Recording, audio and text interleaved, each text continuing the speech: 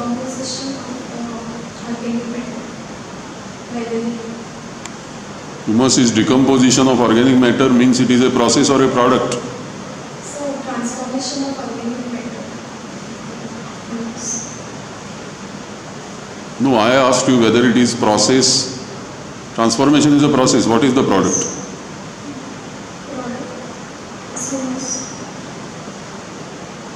So how organic matter is transformed to produce humus?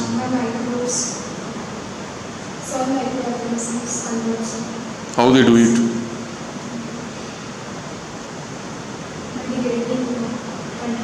By degrading the complex organic particles. So how degradation takes place? What is required for degradation of organic material through the agency of microorganisms? Oxygen. You just put oxygen, it gets degraded. What is the key term? What is the composition, according to you, of this organic matter which finally forms humus? Give me some idea.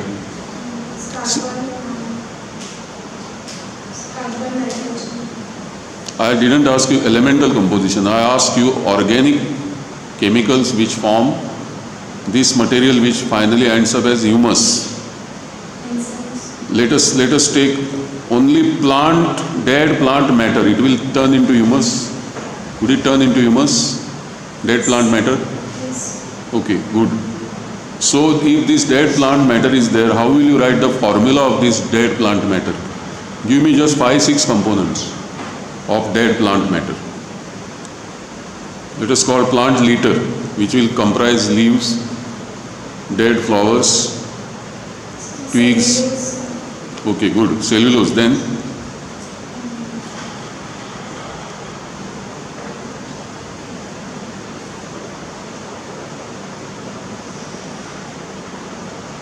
plant material is all cellulose. There are no other polymers.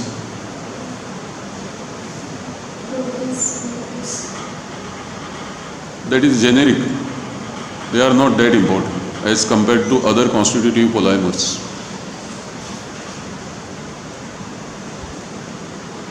Anybody can help her by telling about natural biopolymers which are found in plant litter, dead plant litter.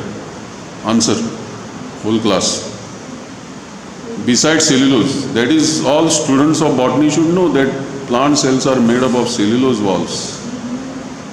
Lignin, correct. Second important biopolymer. What else?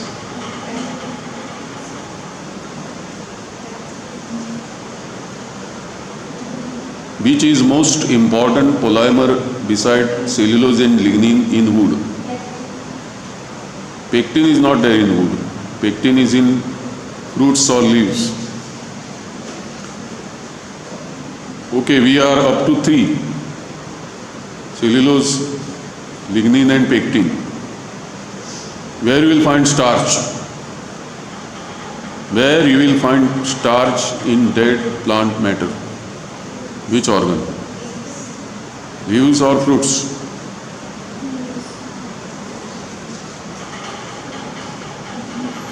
Where you will find xylan, XYLAN? Leaves or wood? Yeah. So you have got xylan, you have got starch, you have got cellulose. Where you will find hemicellulose? Fruits, seeds or leaves?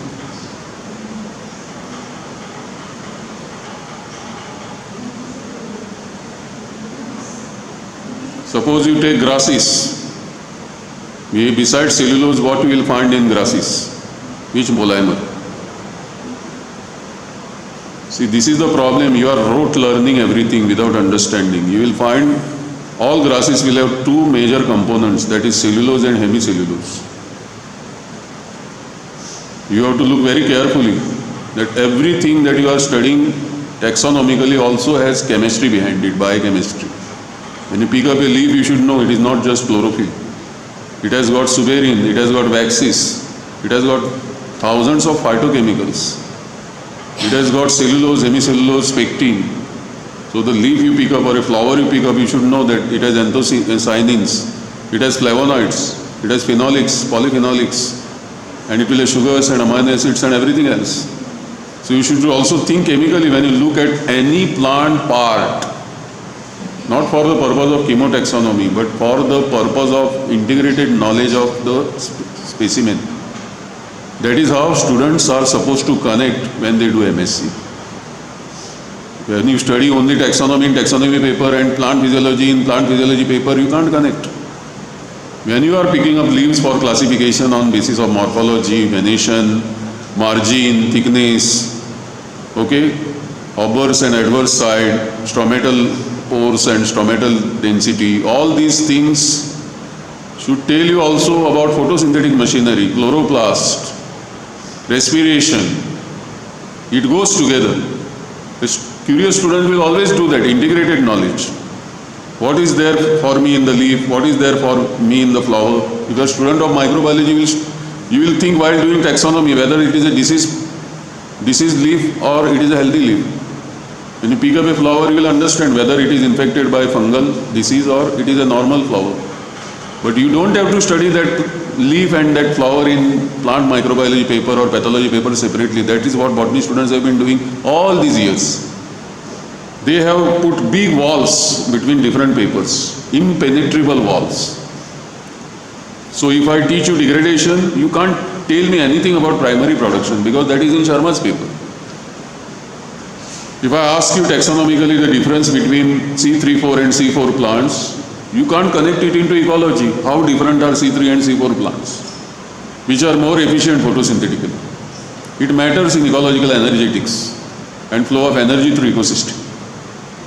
But in disjointed manner, when you do, all these things happen. You missed one key term in biodegradation which leads to transformation of the dead organic matter, plant matter or animal matter to humus. That is exactly like what? Suppose you want to degrade cellulose, the microorganism should possess what enzymes to degrade cellulose? Cellulases. Endo and exocellulases, beta-glucosidases, laminarinases. Suppose there is pectin in the dead organic material. Which enzymes are required for degradation of pectin so that it ultimately is converted into a complex molecule called humus? Yeah, there are 3 enzymes. Pectinase, pectin methylesterase and polygalactouronase. Without these 3 enzymes, pectins are not fully degraded. Okay, you take lignin. What types of enzymes are required for complete breakdown of lignin polymer? Answer. Any 3 enzymes. Anyone? You need 3. Ligninase, manganese peroxidase and lacase or polyphenol oxidase. Without these 3, complete breakdown of lignin is not possible. Let us take starch. Quickly tell me one key enzyme which is required for hydrolysis of starch. Karpi.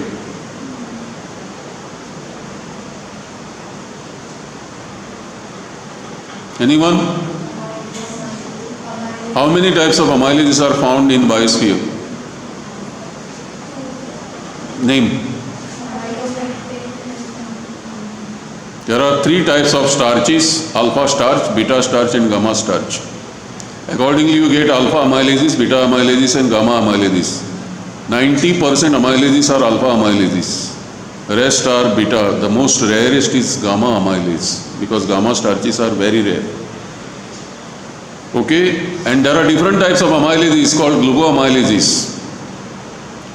Okay, so now xylan, what is required? Which enzyme is required to degrade xylan to the simple molecules?